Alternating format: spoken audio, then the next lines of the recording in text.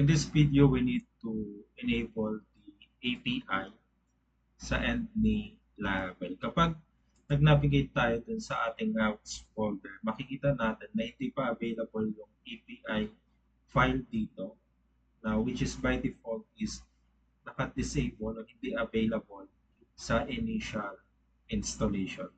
Ang kailangan natin gawin para ma-enable yan is to run this command, which is php artisan install API sa ating terminal. So, copy natin yung command and then lipat tayo dun sa ating terminal and then paste natin.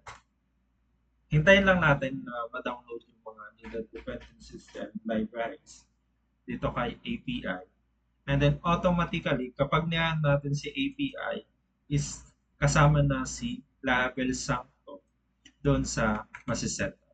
So, makikita natin yung mga bagong packages na na-install and then tatanungin tayo if we want to run a migration dahil may panibagong tables na ma-add sa ating database which are the access, ito to, yung ating password reset tokens and then yung ating personal access token.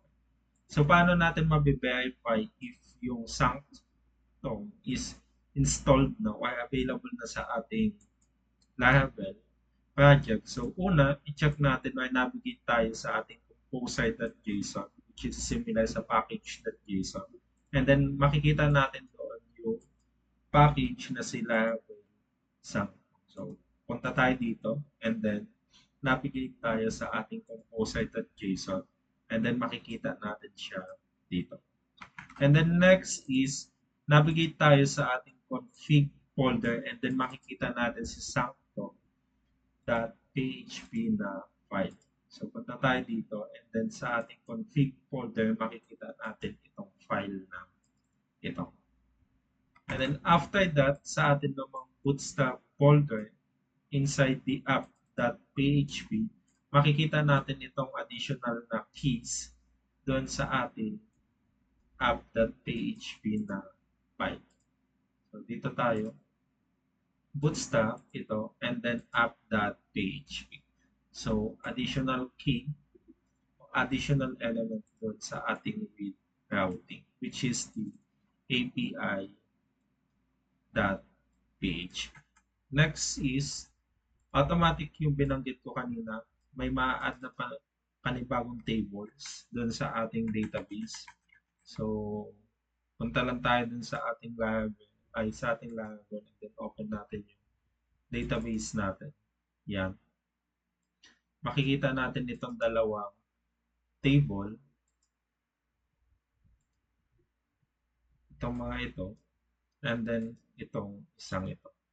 So, kapag available na yung mga yan, so ibig sabihin, later on, pwede na nating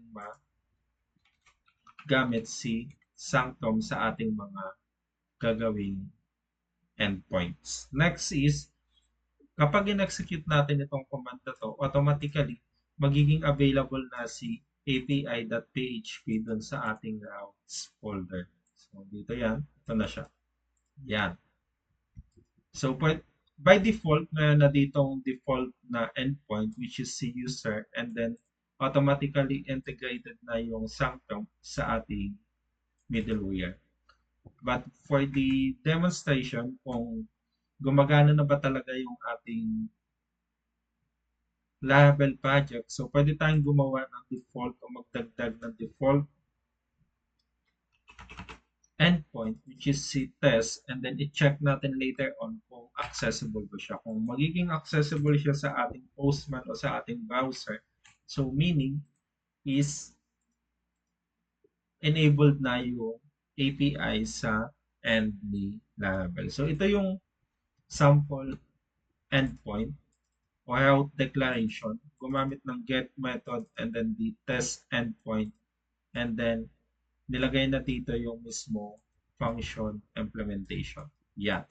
So, pwede nating i-test yan sa ating browser gamit yung URL na ito. So, yung ating project name o yung ating folder name API/test. So, pwede tayong pumunta sa ating browser, ito, yung ating in-execute kanina, lagyan lang natin ng API/test.